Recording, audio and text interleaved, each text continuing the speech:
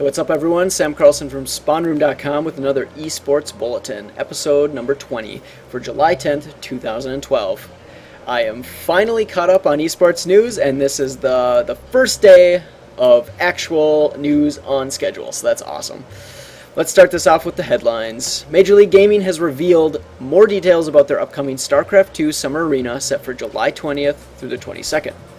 MLG has stated that the main stream will be completely free thanks to Full Sail University in standard def, so that's really cool. There will also be the Dr. Pepper stream, which will be free as always, and the premium stream will require an HD upgrade pass, or I'm assuming one of those annual memberships, so no surprises there. Casting this time around will be done by Artosis, DJ Wheat, Apollo, and Mr. Bitter, and Day 9 is back to the MLG events, so that's cool. The exact broadcast schedule and player lists are also available on MajorLeagueGaming.com. Alright, this next one is... I wasn't originally going to put it at headline, but it was actually kind of interesting reading about, and I think it sparked a little bit of controversy today. So, a new Kickstarter project started by Patrick Chobopian O'Neill, who's worked for organizations like MLG, GameSpot, and Team Liquid, has started up for independent esports journalism. It's known as the Esports Reporter, and he's looking to raise $6,000 to do this. He wants to address the issue of independent journalism, I guess. Apparently he thinks that we're getting all our news from like team websites and tournament websites and companies and stuff like that, and so it's like totally biased. So I mean, I kind of get where he's coming from, but then what about all the people at ESFI World and Kadred, and you know, we got like newer sites like Boss Fight TV, and there's Definitive Esports, and like tons of other sites out there. I feel like he kind of just slapped everyone in the face and said, like, you guys are all, you know, bullshit, and you know, none of you are like being unbiased and stuff. So I don't know. It's an interesting concept. I mean, he makes it sound very serious, which is interesting because it's like, okay, I don't get like inside scoops on esports. So is there like a lot of dark conspiracies and like secret hidden news that normal people like me don't ever get to hear about? Because that's kind of like the feeling I got after watching the video. So if anything, I would donate for just that reason, because I'm like, what is he going to produce? That's what I want to know. Like, what is he going to throw out there that's going to be like, oh my god, how did I never hear about this? It's like, you know, totally alters the field of esports, or I don't know. Yeah. I will post a link to the Kickstarter campaign. You can go check it out yourself and see what you think. You can also go on Twitter and type in the Esports Reporter, and you can see all kinds of tweets about people who are like a little bit pissed off, I think. There's a dude man from Kadred who didn't look too happy, but whatever. Okay, let's move on to event news. Former WinFact team captain Tommy Lurpus Kovanen will be standing in for Team Karnal at the Asia Esports Cup this weekend. This Malaysian qualifier will be held in Kuala Lumpur, and players will be competing for financial support to get them to the Tokyo Game Show, where the finals will be held. And I think there was like a $16,000 prize pool, so pretty cool. Oh, and that's for Counter-Strike, if you didn't know who Lurpus is.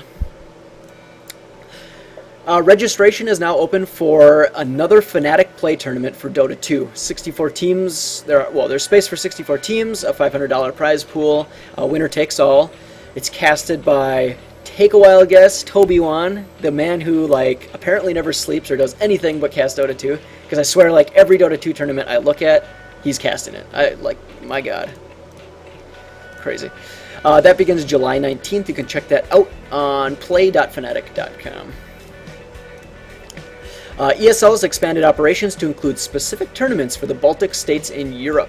They will be featuring League of Legends, Counter-Strike 1.6, and StarCraft 2.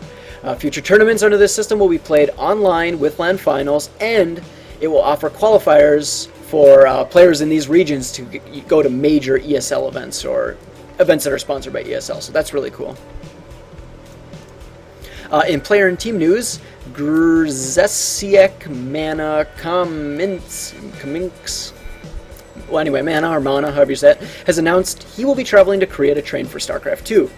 There's no official word from his team Mousesports yet, but through a series of tweets, Mana made it clear that he will be leaving soon to train for 2 months with his brother.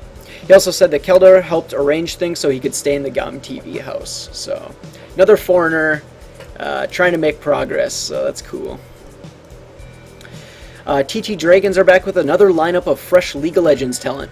This team was formerly known as Better Buff Nidalee in online tournaments like ESL's Go for LOL. TT Esports is hoping that this iteration of the roster will be stable and become a European powerhouse. So hopefully they have some success with that. Team Mistral announced they recruited a new League of Legends team that will be competing primarily in online tournaments. According to SK Gaming, Mistral is known for forming young teams, it said. So I'm assuming they didn't mean like physically young, but like new players, people who aren't like, don't have a lot of history in competition. I hope.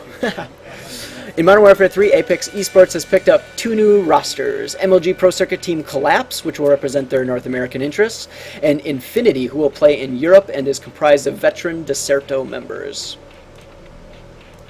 VVV Gaming has released its fighting games division, citing problems with their players. The organization said it could no longer support players whose interest in supporting the team seemed to have diminished, forgetting to wear sponsor shirts and missing important opportunities like interviews. They also mentioned staff and leadership changes, but I'm assuming it's probably because of the first thing. So that sucks. I like VVV. They seem pretty cool. You can go to vvv-gaming.com to check out more information about it. Due to a variety of real-life issues, Team Marn was forced to release fighting game player Wolfkrone. Through a series of tweets, Marn stated that health issues, money issues, and inexperience sponsoring players led to the decision. Wolfkrone has yet to be picked up. In patch notes, the official patch notes for... That was kind of stupid. Patch news, maybe I should say. The official patch notes for the latest League of Legends update has been released, along with the new champion, Jace. Jace. There were also dozens of other champion changes, like minor changes for all the other champions, minor item updates, and Ignite no longer can be used on minions, which is pretty cool, because I accidentally would Ignite minions here and there, so don't have to worry about that no more. Additionally, Riot announced today that they are making changes to the champions Evelynn and Twitch. They're going to be focusing on their stealth abilities and modifying other spells they have. I think they're probably going to try and make Evelynn not suck so much, because I like never see anyone use her. And they said that their Twitch is no longer going to be able to just stealth around forever. He'll have a short-term stealth, I guess. So you can read those changes in the links I'll provide. And in miscellaneous news, today aired Hwanni's CC Esports show on Fanatics' owned TV stream. The host is obviously Songwon Hwanni Kim. If you don't know who he is, you can just look up Hwanni, and he's like a StarCraft 2, like he does translations, and I think he's like a manager, represents Korean players and stuff. But anyway, his show will be interviewing Fnatic players, and it's starting with StarCraft 2 player Rain. They also didn't say if they're just focusing on StarCraft 2 players. I'm not going to make any assumptions about that. So, and if you're wondering, CC stands for Command Center. And finally, last little bit here, ESL's Intel Extreme Masters has picked up an exclusive sponsorship from Patriot Memory for the 2012-2013 season. The next IEM event is scheduled for August 15th through the 19th in Cologne, Germany. Okay, that wraps it up. Thanks for watching this episode of the Esports Bulletin, and I will see you tomorrow if you watch it. So, thank you.